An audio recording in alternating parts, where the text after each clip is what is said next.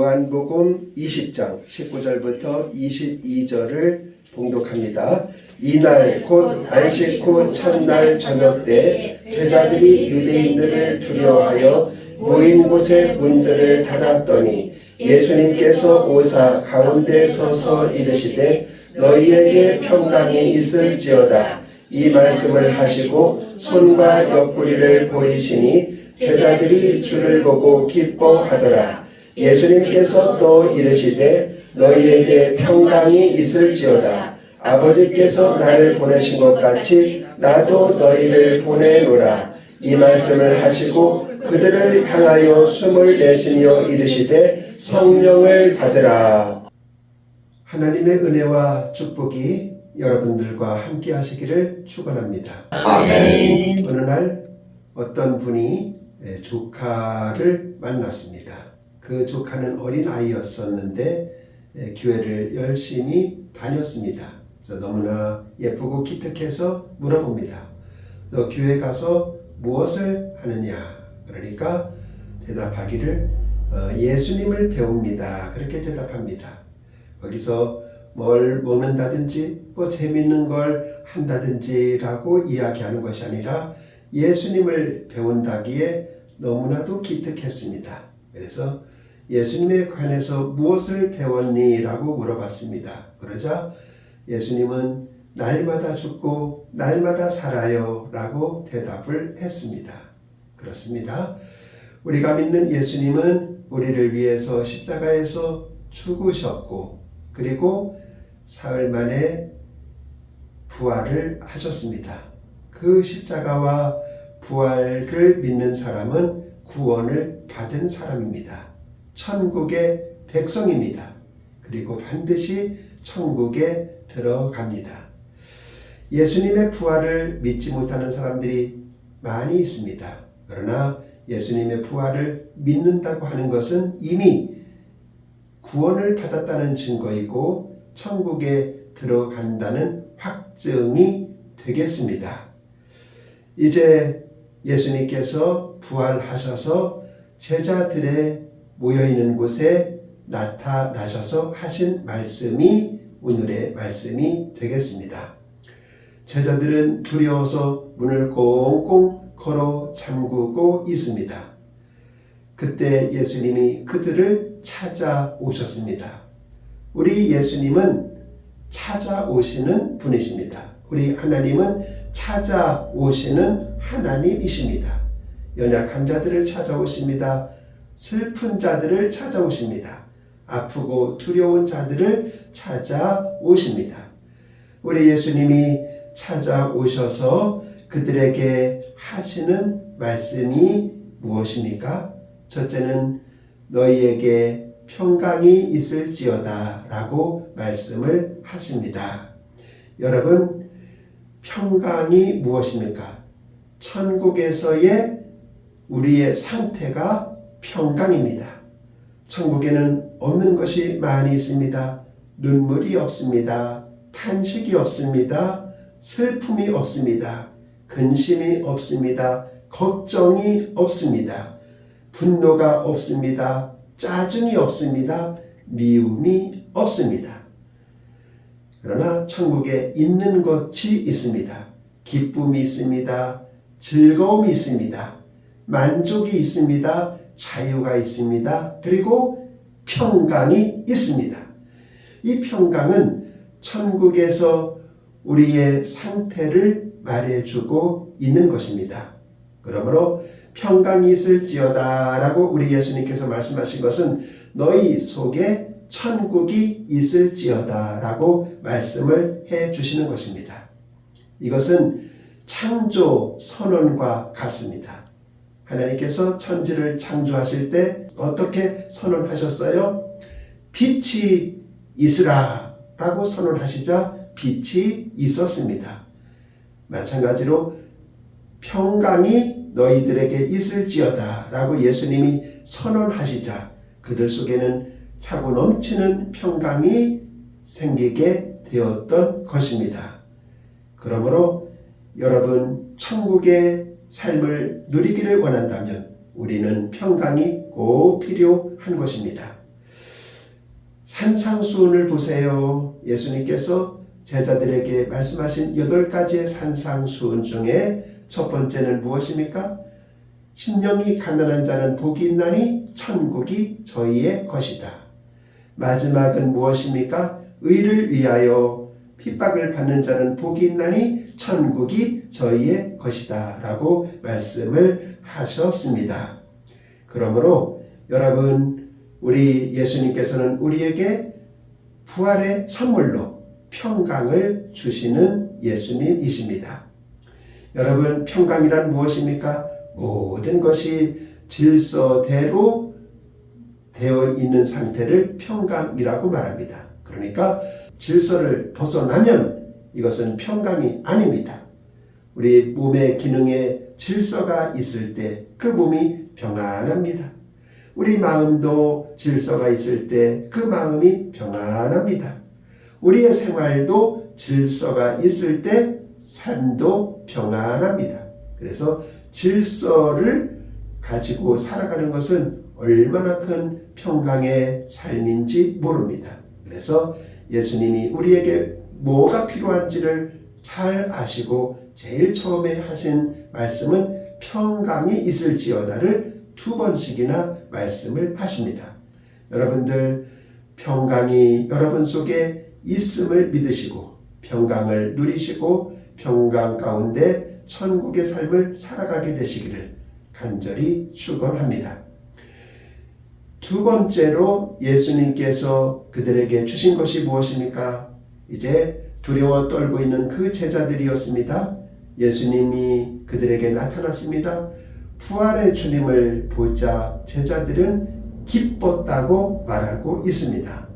그렇습니다. 예수님이 그들에게 주신 것은 기쁨이었습니다. 여러분, 하나님께서 우리에게 주신 것은 무엇입니까? 바로 기쁨인 것입니다. 여러분은 무엇을 통해서 기쁨을 얻으려고 하십니까? 부활하신 예수님을 생각하고 부활하신 예수님을 만나면 기쁨을 얻을 수가 있습니다. 예수님과 함께하는 삶은 늘 기쁜 삶이라고 말할 수가 있겠습니다. 그래서 예수님은 그들에게 말할 수 없는 기쁨을 선물로 안겨 주셨습니다. 여러분도 부활하신 주님을 생각하고 만나고 동행하는 가운데 여러분의 삶에 기쁨이 충만하시기를 주님의 이름으로 축원합니다. 그 다음에 예수님께서 그들에게 말씀하십니다. 아버지께서 나를 보내신 것 같이 나도 너희를 보내노라 라고 말씀을 하십니다. 아시는 바와 같이 하나님 아버지께서는 우리 인간들을 구원하시려고 그의 아들 예수님을 이 세상에 보내셨습니다. 예수님은 이 땅에 오셔서 열심히 하나님의 일을 했습니다. 열심히 살았습니다. 그래서 인류 역사를 바꿔놓았고 여러분과 저와 모든 사람들의 개개인의 삶을 바꾸어 놓았습니다. 이와 같이 예수님께서 우리에게 말씀하십니다. 나도 너희를 보내노라 라고 말씀을 하십니다. 처음에 제자들을 부르시면서 예수님이 뭐라고 하셨어요? 내가 너희를 사람 낳는 어부가 되게 하리라고 말씀을 하셨습니다. 이제 우리가 이 땅을 살면서 일을 할 수 있다는 것 얼마나 큰 축복인지 모릅니다. 일이 없는 것이 행복이 아닙니다. 일을 하면서 사는 것이 행복입니다. 여러분, 아침에 일어날 때 오늘도 내게 할 일이 있다. 이런 마음을 가지고 하루를 시작해 보세요. 그 사람은 행복하고 건강하게 될 것입니다.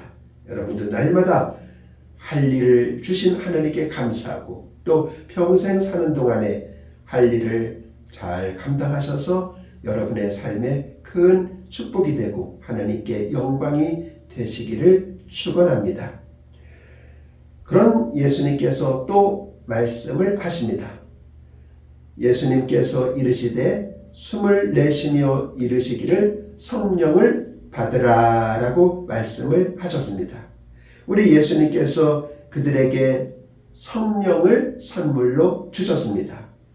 성령은 보혜사입니다. 보혜사라는 말은 헬퍼, 돕는 자라는 뜻입니다.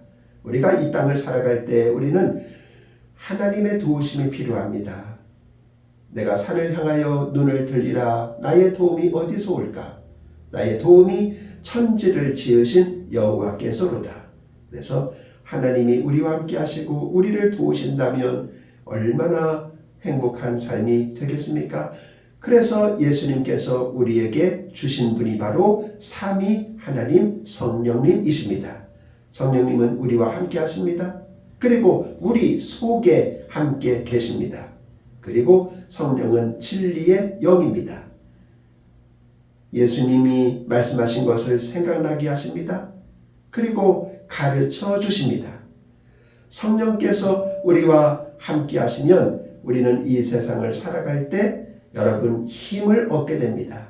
그리고 능력을 받고 권세를 받게 됩니다. 성령은 어떤 자에게 주십니까? 구하는 자에게 하나님이 성령을 선물로 주십니다.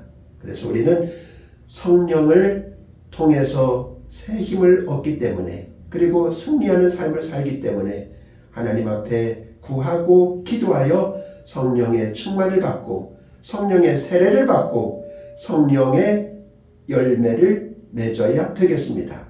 성령의 9가지 열매가 있지요. 이것은 우리의 성품을 가리킵니다. 하나님의 백성들의 성품을 가리킵니다.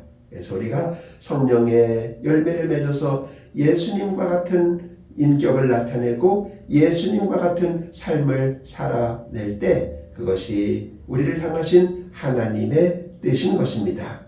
그래서 여러분, 우리는 늘 성령으로 충만해서 우리의 인격에서 하나님의 형상이 드러나도록 하나님의 모습이 드러나도록 해야만 하겠습니다.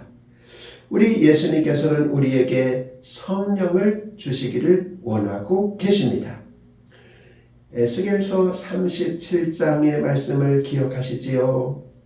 하나님께서 에스겔에게 보여준 환상입니다. 에스겔은 포로 시대의 선지자입니다. 그를 이제 골짜기로 하나님께서 인도하십니다. 골짜기를 보니까 거기에 그 해골이 있는데 그 말랐다고 했습니다. 얼마나 오래됐으면 다 말랐고 조각조각 나 있습니다. 그런데 하나님께서 에스겔에게 대언하라고 말합니다. 하나님의 말씀을 대언하라고 말씀하십니다. 그래서 그 뼈들을 보니까 뼈들이 쫙쫙쫙 달라붙습니다. 그리고 뼈에 힘줄이 생깁니다.